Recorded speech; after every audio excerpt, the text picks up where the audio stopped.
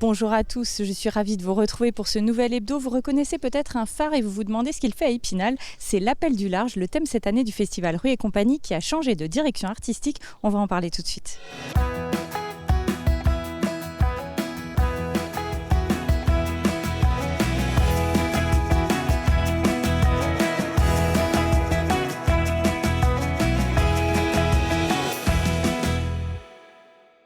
Je retrouve tout de suite Nicolas Sion et Frédéric Fluzin. Bonjour.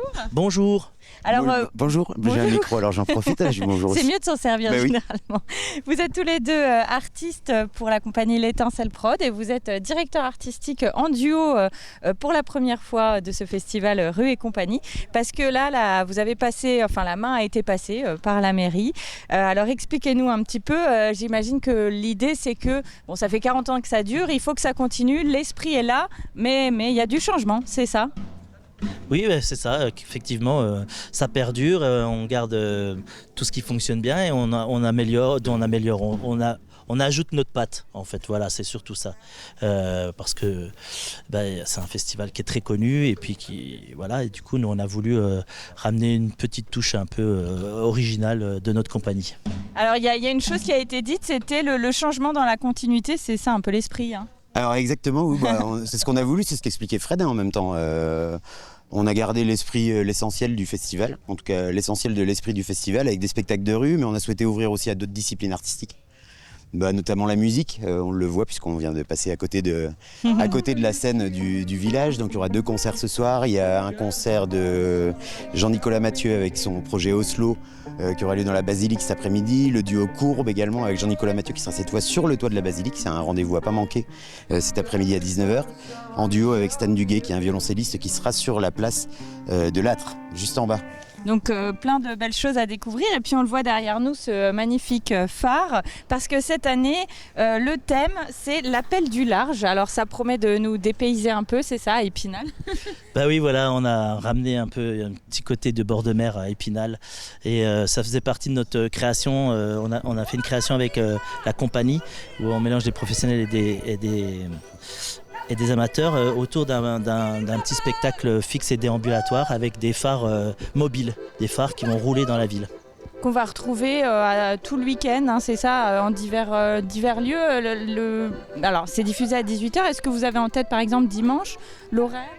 Alors les phares, ils ont 3 points d'ancrage et ils vont déambuler dans la ville à différents horaires. Ça commence à 15h cet après-midi et c'est toutes les heures, il y a un phare différent qui déambule. D'accord, donc tout le week-end, on ne risque pas de les louper, hein. Non, alors, je voulais parler aussi du fameux, une des nouveautés en fait, hein, cette année que vous avez vraiment tenu à apporter, c'est le fameux village du festival. On en sort, c'est là qu'il y avait cet immense phare fixe pour le coup. Expliquez-nous un petit peu le concept et pourquoi c'était important pour vous. C'était super important pour nous parce qu'on voulait aussi apporter à Rue et Compagnie plus de convivialité. C'était un point important qu'on s'était fixé. Et on s'est dit que le village c'était vraiment un lieu qui pouvait favoriser cette convivialité pour une rencontre. Pour favoriser la rencontre entre les compagnies et le public. C'est vrai que l'ancienne version de Rue et Compagnie, on pouvait croiser les compagnies au hasard des rues. Là, étant donné que le bureau du festival se situe sur le village et que le snacking, les buvettes se trouvent là aussi, ça permet de favoriser la rencontre entre le public et les compagnies également, et puis d'avoir un lieu un petit peu plus festif pour le samedi soir, comme on l'a dit tout à l'heure. Un lieu de convivialité où se retrouver. Alors pour parler un petit peu de la programmation au sens large, sans entrer forcément dans le détail, dites-nous un petit peu à quoi il faut s'attendre cette année. Il y a des spectacles de rue, autant du spectacle d'acrobatie, du clown, du spectacle plus contemporain. Voilà, vraiment c'est assez éclectique. Et voilà. Combien de compagnies alors Nicolas ? Alors en fait on a 26 compagnies, je sais que sur le programme c'est 20 compagnies, mais en fait on a aussi 6 fanfares qui vont participer donc dimanche. Peut-être qu'on allait en parler, mais en tout cas qui vont participer dimanche à la grande battle de fanfare qui aura lieu place des Vosges sur un ring de boxe. Ah oui, voilà. C'est un concept ça. C'est un concept, c'est une création aussi de de la compagnie, en tout cas de faire participer ces fanfares à cette grande battle. Et ces fanfares donc, qui s'inscrivent, comme vous me le disiez tout à l'heure, dans cette vraie volonté d'amener la musique qui sera aussi vraiment votre marque de fabrique à l'avenir. Oui, c'est ça. Et du coup, cette battle-là, elle est imaginée en clôture du festival de 17h à 19h avec la déambulation des 5 fanfares qui vont déambuler tout en même temps et elles vont toutes se retrouver dans une joyeuse cacophonie, place des Vosges, et elles vont s'affronter dans des petits matchs amicaux. Voilà, avec un arbitre un peu loufoque. Enfin, amicaux ou pas, hein. Peut-être que... Oui, on ne sait pas, hein. Peut-être ça va que ça va finir en on bain sait de rien, sang. mais bon, on ne peut pas savoir. Voilà. Ça, voilà, nous, ça nous regarde plus après. Hein. Et un accent mis cette année aussi sur les compagnies locales, c'est aussi une volonté de votre part. Oui, tout à fait. Nous, étant compagnie originaire d'Épinal, et voilà, pour avoir joué pas mal dans le Grand Est, forcément, on a fait énormément de rencontres et on a tout de suite pensé aux amis, assez bruyants, mais somme toute très sympathiques. Et on est à côté du manège Titanos, là, donc il y a une compagnie qui nous vient de Nancy. Qu'on a pu peut-être déjà croiser aux Zinc Grenadines, il me semble, hein, parce que ça me rappelle quelque chose. Aux Zinc Grenadines. Mais en tout cas, oui, on voulait mettre l'accent sur ces compagnies locales. Tout en ne négligeant pas les compagnies venues d'un peu plus loin, puisqu'on a une compagnie italienne qui joue cet après-midi. C'est les plus loin là, pour le coup, c'est cette année. Et puis également voilà, des compagnies du Grand Carest, Franche-Comté, Grand Est.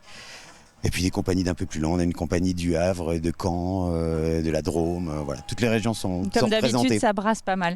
Merci à tous les deux d'avoir répondu à ces questions. On reparle dans un instant un petit peu de l'organisation, comment elle s'est faite, notamment avec l'aide des bénévoles. On va lancer un reportage d'archives tourné lors d'éditions précédentes. C'était un vendredi soir. J'en profite juste pour glisser une dernière question. Le vendredi soir, est-ce que c'est quelque chose qui sera remis en place à l'avenir ?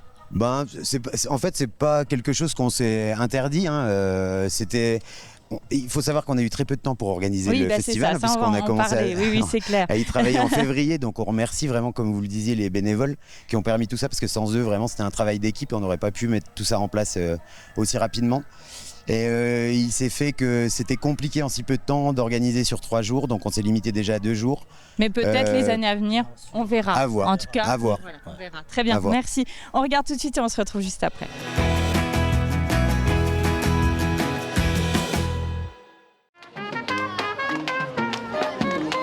Un peu de musique en attendant que la nuit tombe. En effet, Anaïs, avec le crépuscule, l'ambiance est tout autre. Ici, une création très originale, une chorégraphie entre une danseuse et des effets visuels numériques, dont certains en live.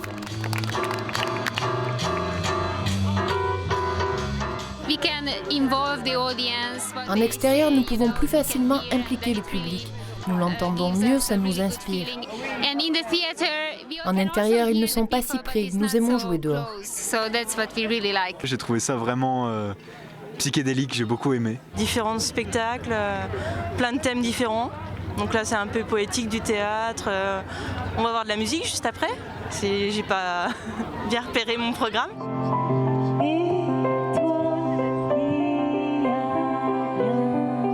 De la musique, d'accord, mais que diriez-vous de musique sur la Moselle? À proximité du pont couvert, le temps était comme suspendu et les mélomanes au rendez-vous. C'est magnifique, ils jouent très bien, elle chante très bien, et puis dans ce cadre-là... C'est très joli, avec cette rivière, c'est vraiment un très très bel endroit. Comme rien n'effraie le festival Rue et compagnie, passons de l'eau au feu, au petit champ de Mars. La compagnie Bilbo Basso, de retour à Épinal, a littéralement enflammé la nuit noire.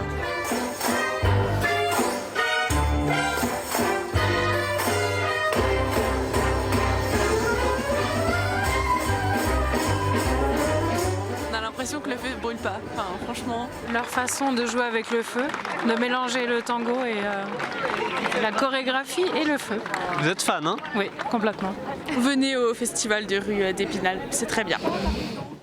On se retrouve tout de suite au festival Rue et compagnie. Je suis à nouveau avec Frédéric Fluzin et cette fois Michel Lacôte. Bonjour. Bonjour. Alors vous êtes bénévole pour le festival. C'est la première fois que vous êtes bénévole pour ça. Oui, c'est la première fois que je suis bénévole sur Rue et compagnie.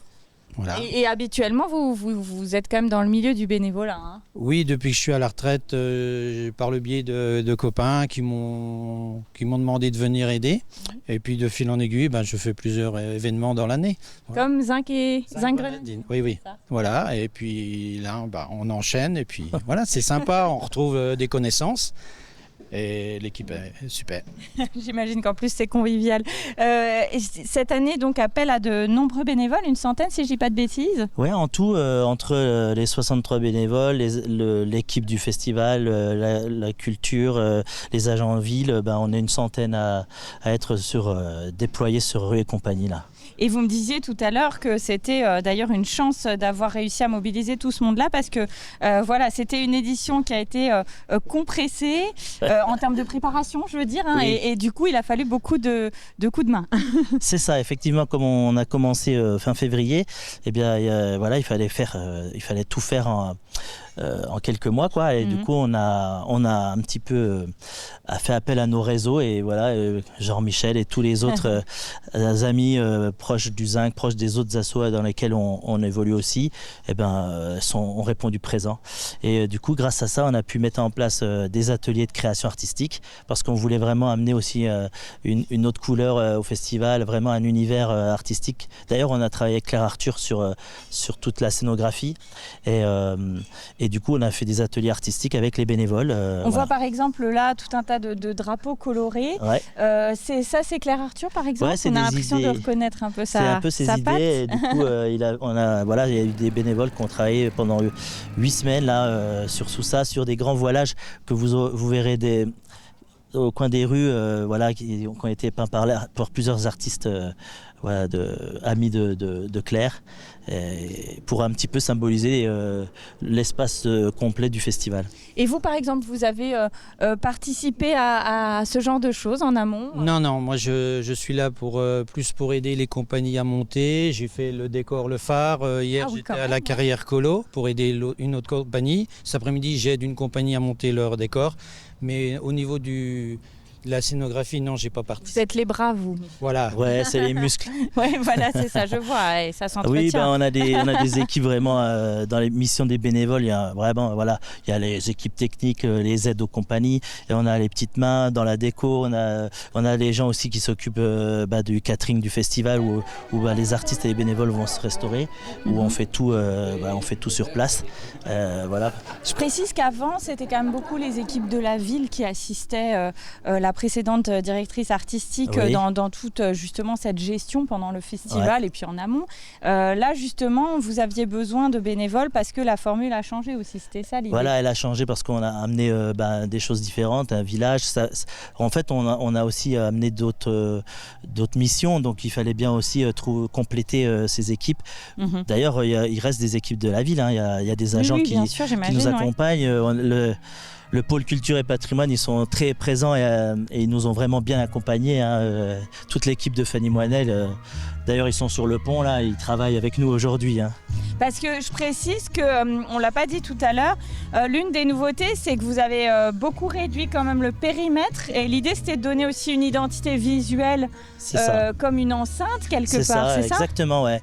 C'était vraiment cette idée de se dire que le festivalier rentre dans un périmètre et là il sait qu'il est dans un festival, il y a une émulsion, il y a du monde, il y a de la déco et quand il en sort, il va voir la différence. C'est ce qu'on souhaite. Très bien. Merci à tous les deux. On vous souhaite un bon festival et on regarde tout de suite un deuxième reportage de nos archives d'une édition précédente à nouveau et on se retrouve juste après.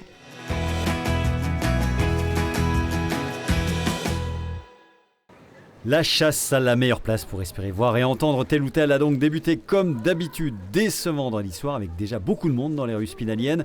Théâtre de rencontres improbables lors des migrations pour se rendre sur les lieux de spectacle.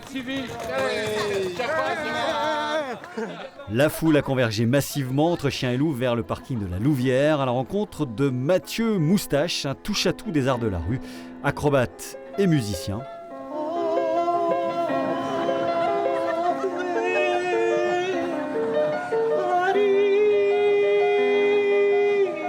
Monsieur Moustache se dit espagnol et envoie une lettre à Élise muy sensual.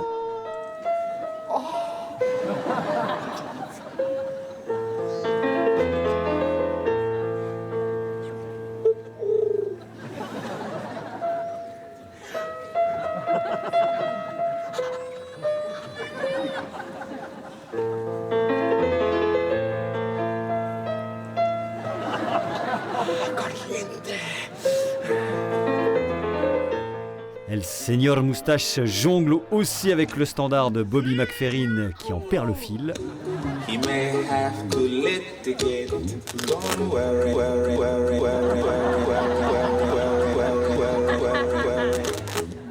Et puis vient le moment de la métamorphose, accès ultime à la zénitude.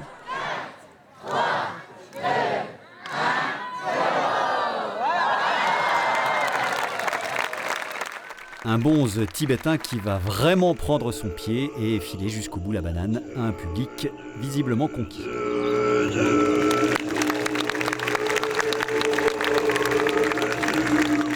C'est génial, tout seul, il est grandiose ce type. Comment c'était ? Alors c'était très bien, on a été conquis par ce personnage extraordinaire. Parce que éblouissant, musicien, acteur, comique, enfin il avait tout pour lui. Avec peu de choses, hein ? Avec peu de choses, avec un accent espagnol, on se demande s'il est espagnol, s'il est français, on s'aperçoit qu'à la fin, il est de chez nous. Dime, vamos a la playa. 1, 2 y 3. Elle. Vamos. Muy bien, toma cacahuete, Comment il est né ce spectacle ? Il est né d'une envie de faire différentes choses, voilà, de présenter une palette de disciplines sans être expert dans un domaine. Et puis voilà, après, comme je viens plutôt du Pays Basque, il y avait cette influence ibérique qui était là, donc ça rajoute un côté, comme c'est assez visuel, on n'a pas besoin de comprendre ce que je dis trop, et puis ça met un côté exotique de dire qu'est-ce qui se passe, qu'est-ce qu'elle raconte. Bueno, para.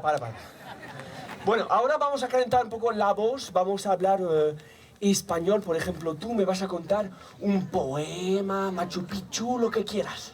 Il y a un truc qui me titille, je peux vérifier la moustache, elle est vraie ? Elle est vraie, normalement, elle est très bien collée. Non, c'est une vraie, oui. Les cheveux aussi sont vrais. Et la souplesse aussi. Et la souplesse, j'essaye. Les arts circassiens derrière, j'imagine, un petit peu ? Autodidacte, mais une pratique de choses bizarres. Le ton était donné donc dès ce vendredi soir. Les bizarreries de Mathieu Moustache sont bien évidemment à voir plusieurs fois encore dans les rues spinaliennes tout au long du week-end.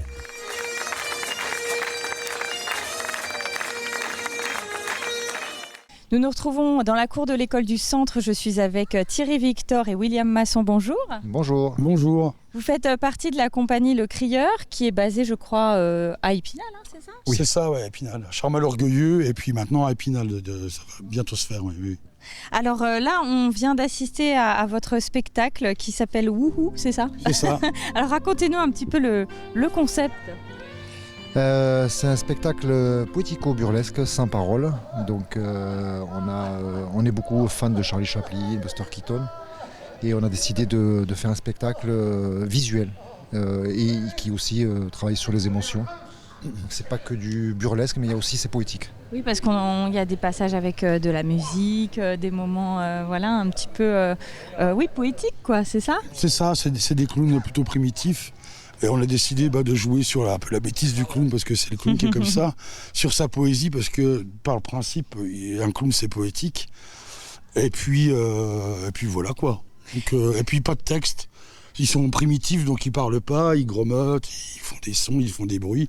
Ça permet de faire des choses simples, sans de compliquer et de venir dans des trucs philosophiques. Pour tout public, quoi, finalement. C'est pour tout le public étranger, éventuellement, tout le monde comprend.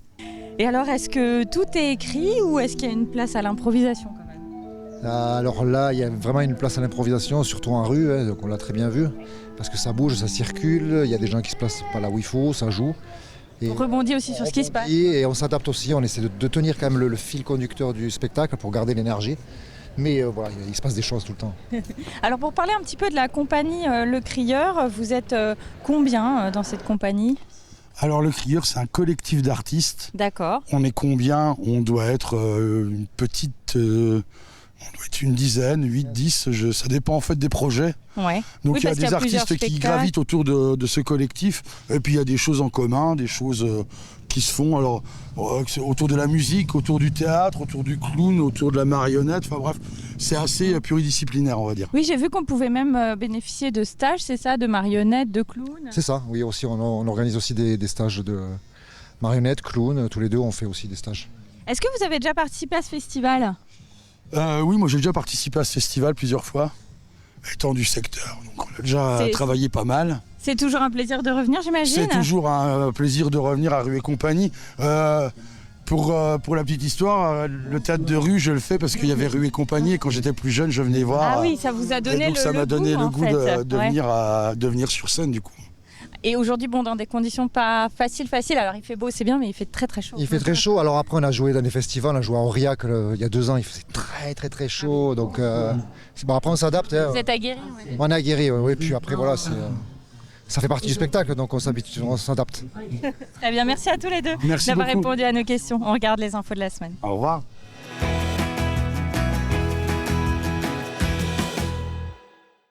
Il permet de lutter contre la solitude de 14 seniors autonomes qui habitent le quartier et donc de renforcer liens sociaux et maintien à domicile. À la Vierge à Épinal, au rez-de-chaussée de l'école de la Deuxième Chance, le 3e habitat inclusif de la Cité des Images a été inauguré jeudi dernier. Ici, c'est Fabien Masson qui organise diverses activités, ateliers cuisine, jardinage, jeux, balades ou encore sorties culturelles. Cet espace porté par le Centre communal d'action sociale est ouvert depuis août 2024. Il en existe 3 autres sur la commune, mais animés par d'autres structures, quai Barbier, rue Français et quartier Bitola-Chambauvert, le tout financé en partie par le Conseil départemental des Vosges. La célèbre association SOS Amitié souhaite créer une antenne dans la Cité des Images. Des bénévoles œuvrant à Nancy ont répondu aux demandes d'information d'une vingtaine de personnes récemment à Épinal. 7 à 8 volontaires seraient les bienvenus pour tenir des permanences en moyenne de 4 heures, réparties sur 6 à 9 mois. Ils recevront une formation pour maîtriser l'écoute bienveillante de personnes en détresse, parfois suicidantes et ou souffrant de grande solitude. Un fléau sociétal qui s'est aggravé avec le Covid, touchant entre autres les personnes âgés et les jeunes, des écoutants qui seront aussi tout au long de leur bénévolat suivis par des psychologues.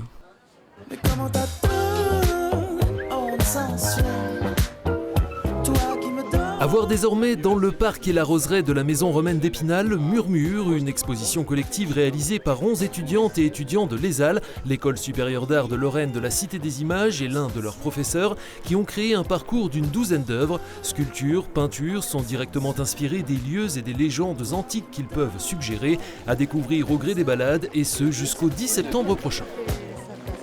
Merci à tous de nous avoir suivis. Vous l'avez compris, le festival se poursuit jusqu'à dimanche soir. N'hésitez pas à venir y faire un tour, ça vaut toujours le coup. Nous, on se retrouve la semaine prochaine. À bientôt.